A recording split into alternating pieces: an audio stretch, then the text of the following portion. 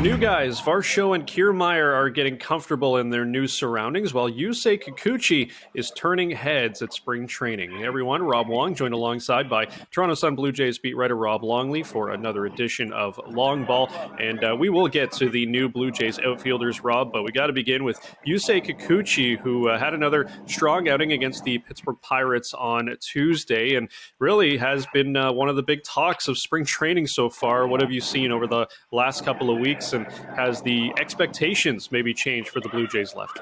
Yeah, he sure has, Rob. Obviously, he came into camp fighting for a spot in the rotation, the fifth spot in the rotation, and he's basically made it a one-man race with his performances so far. 7 innings of work, 1 hit allowed, 3 no-hit shutout innings yesterday down in Bradenton. Looking really confident, seems to be thriving with the pitch clock. It seems to be working in his favor. So yeah, certainly you couldn't imagine a better start for Yusei Kikuchi, but there's all kinds of caveats that come with it, right? I mean, let's see how he does when he goes 5 innings. Let's see if he faces maybe a more stout lineup from the other team, and let's see what happens when he gets to the regular season. Can he do the kinds of things down here in places like Dunedin and Bradenton? Can he do those kind of things at Fenway Park and Yankee Stadium and the Rogers Center?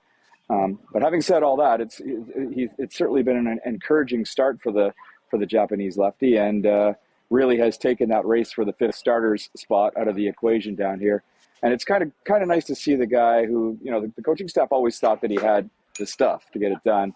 He just lacked the confidence in a lot of occasions last year, and he's really pitching with a lot of confidence, and that's helping him out so far.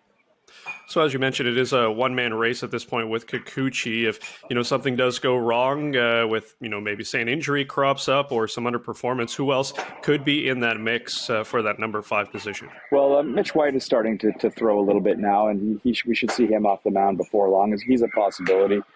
Zach Thompson has been getting some work as a starter here in some spring training games. So those are 2 options, but I think, a top of mind right now would be Yusei Kikuchi, being able to build off of what he's done through 3 starts so far in spring training and carry that on into the regular season.